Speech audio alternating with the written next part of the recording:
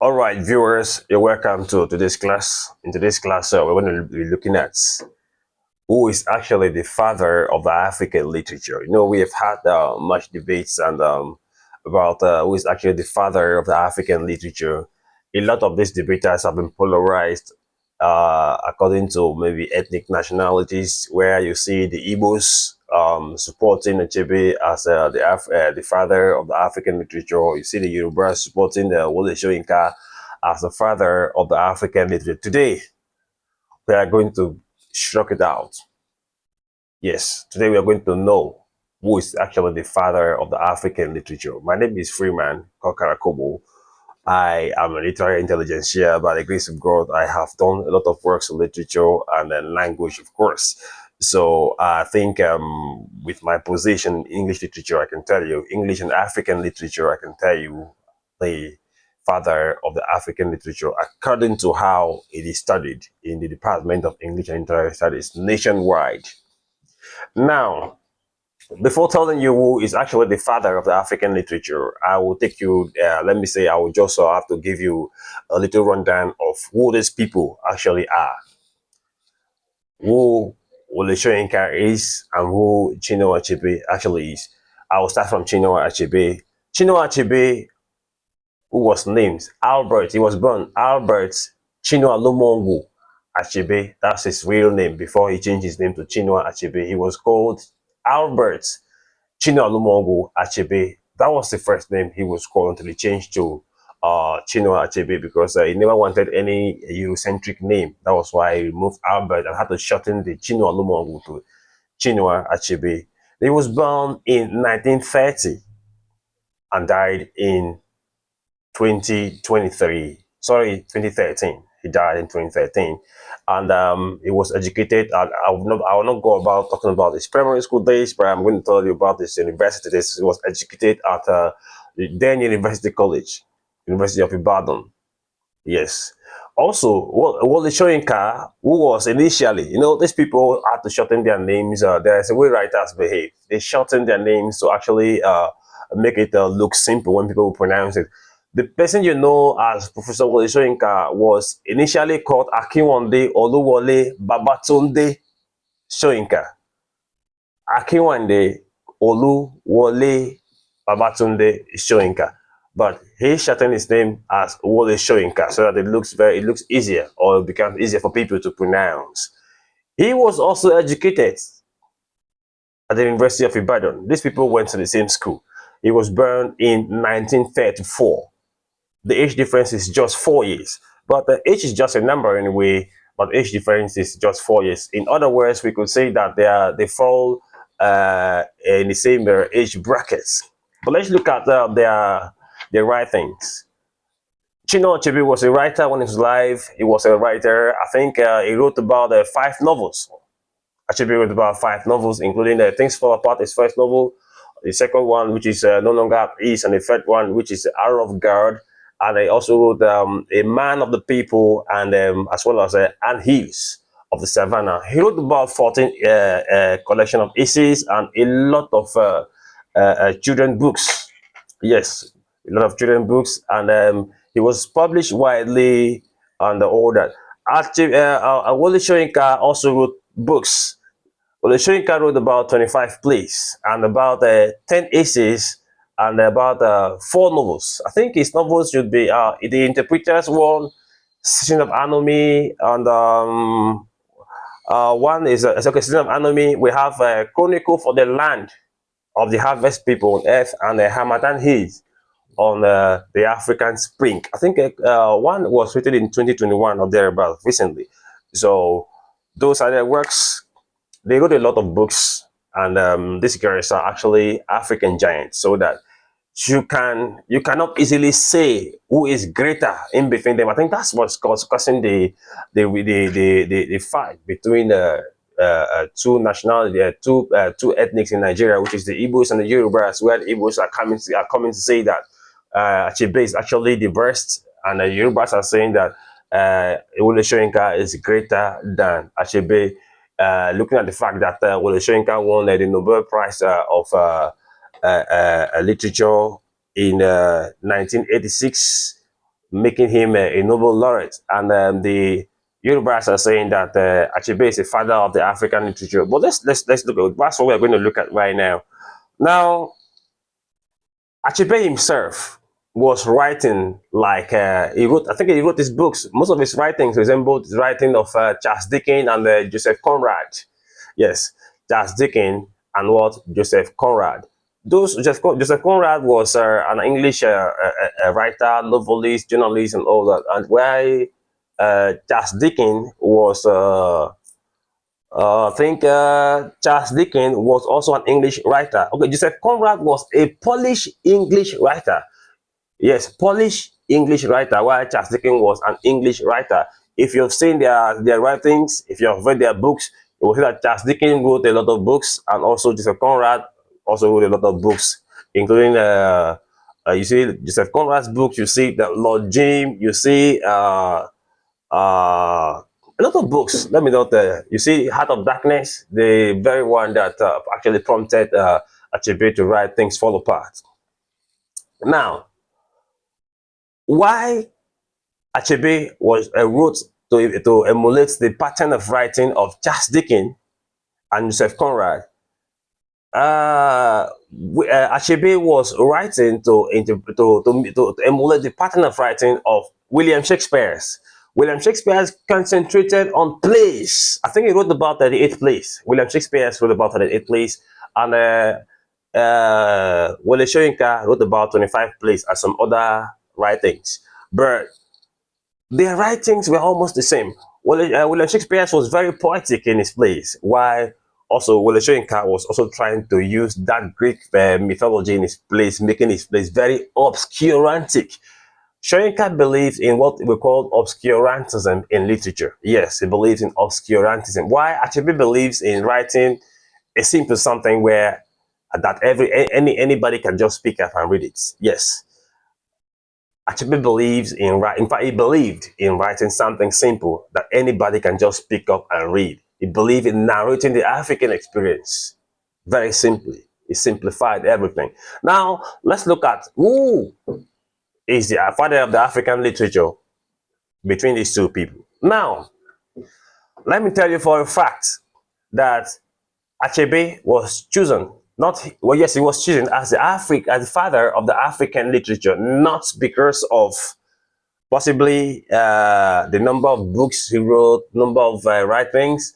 Of course, Wole Soyinka also wrote a good number of things, and not because he was the first person to publish a novel. No, I think as at then we had one in Senegal, Leopold Sédar Senghor, who is also referred to as the father of the African Negritude movement. It was not because of the number of books that Achebe wrote. It was only because of one thing. Now, Joseph Conrad published Heart of Darkness, demeaning the African image. Joseph Conrad kind of demeaned the African image. He saw Africa as a place where nothing good can come from, a place where there is darkness, those living in perpetual darkness. Yes. So now, none of the African writers were able to debunk this image painted of Africa by Joseph Conrad. But Achebe took it upon himself. If you have read Things Fall Apart very well, you will discover that Things Fall Apart is a reply to Joseph Conrad's Heart of Darkness. And Joyce carries Mr. Johnson. I'll not go there, but let me just go straight to where I'm going to right now.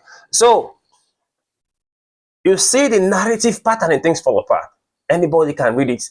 There was a time when literary giants in Africa gathered in Makerere, I think at Makerere University in Uganda, in 1962, where they were discussing about the language question in African literature. What kind of language should a writer use when writing a novel or writing anything that will qualify as an African writing?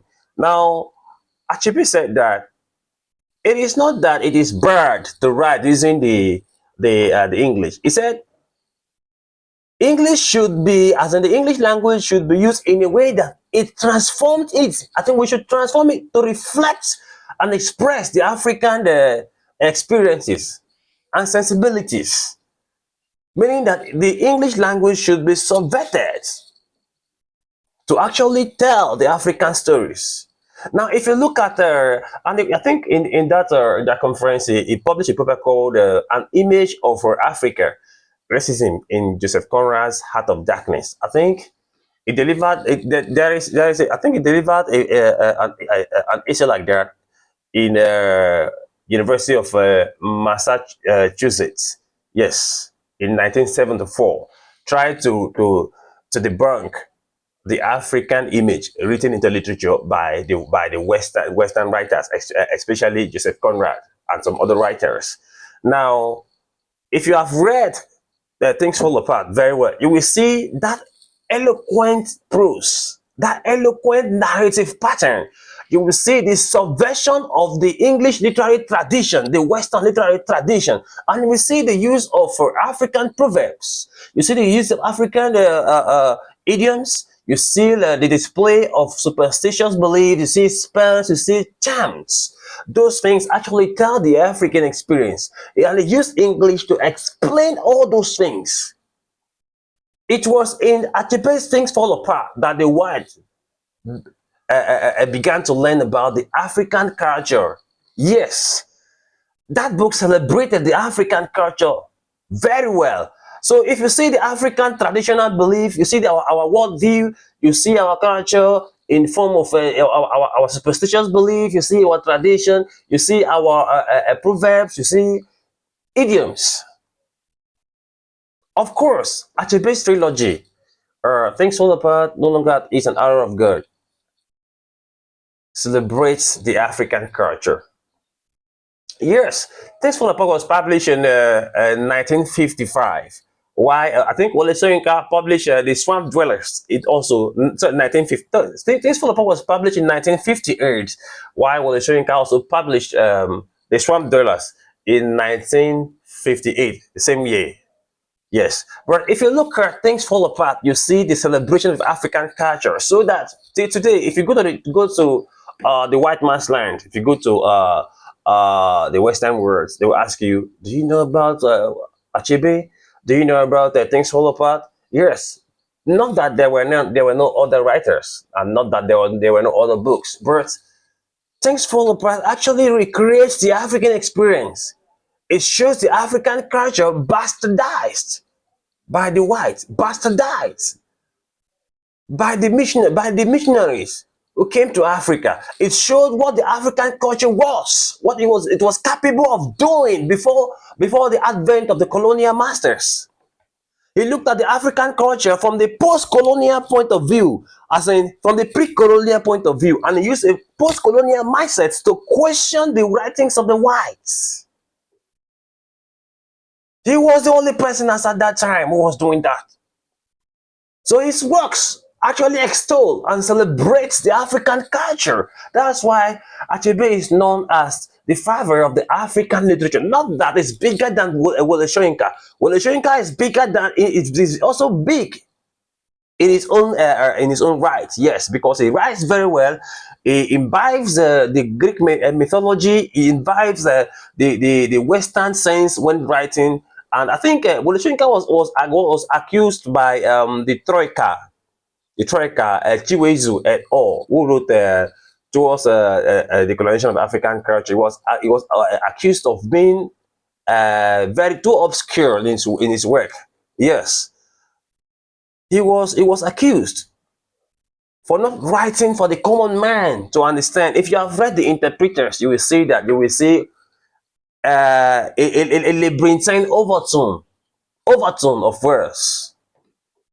Soyinka writes and shows his deep power when it comes to the English vocabulary. Yes, and they said that some critics always say that they always say that he was writing to impress the white and not the Africans. But Achebe was writing for the common man to understand. If you're an African, you will want to take Achebe's book to read to understand it, and you see the display of the African culture. You see, he tried to portray the laugh, That was in the Africa. That was in Africa before the advent of the colonial masters. You see the place where Okonkwo defeated Amalinze in a traditional wrestling bout. Those things call for celebration. You seek a communal life. Yes. And he told the white, I think in one of his papers, he told the white that Africa was not a one night of savagery from which the white man acting upon God's behalf delivered them. Yes, we were not. So he tried to put it to them that Africa was actually better. We were living well before they came. We had a communal life. We had a life that we don't kind of see people as enemies. We live close to each other and we do things together. We eat the same thing together. That's why he said that when I think in Things Fall Apart, he said, or I think is it in Things Fall, yeah, he said when I one of the characters things for said, when I invite you out here in the moonlight, or I invite you to come and drink with me, let's celebrate. It's not that I'm doing it to save you from starvation, or yes, or it is not that you cannot see the moon from your house. He said the moon is at everyone's house. You can see it from your house, but it is good for kinsmen to do so. It shows that gregariousness. It shows that communal life. That communal life. When you read Things Fall Apart, in fact, you will want to go back to your village to start afresh if you because you will feel you have missed some traditional life. That's the only thing. Yes. Why Chino Achebe was writing to impress the Africans, to impress the Africans, and to tell the Westerners that we have a tradition before you came that was actually sap all our needs. Achebe, Soyinka was writing to impress the whites. Yes, because he was writing in a language that the whites will easily understand, not in a language that Africans will easily understand.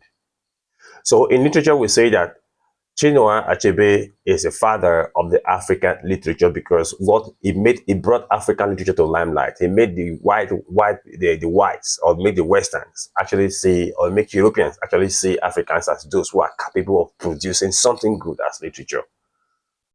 That does not mean that Soyinka was not good. Soyinka was good. It was in fact at that time they call him the best in Africa because his work was able to win a Nobel Prize in 1986. He did very well. So there is no bone of contention there. Soyinka was good. He had the good mastery of the English language, where you see a Libertine overtone of words. His words were high sounding. He wrote a good number of books. If you have read The Lion of the Jewel, you will see how Lakunle used words when he was trying to win the city over. That's it. And at some point, Soyinka himself he told us in The Lion and Joy that it is not all about speaking English because the Bali in the town, the king, the Bali actually won in the contest between him and Lakunle over CD. So those books, if you have read this is our James and Neon's Charles, this is our chance. It's uh, just like the Lion and the Joy, where you have in this chance you have Bambulu speaking all the whole high sounding vocabularies, and in Agari's Veronica, my daughter, you have what's his name? I think I've forgotten his name. Speaking a whole lot of high sounding words. That's it. So yes, we have to be very careful when doing this because these two people are two giants. Soyinka is a giant in a sense, and Achebe is also a giant in a sense. Thank you very much. If you have questions, I want to see your questions in the comment section. Tell me what you understand by what I said or your own views in the comment section. Thank you very much.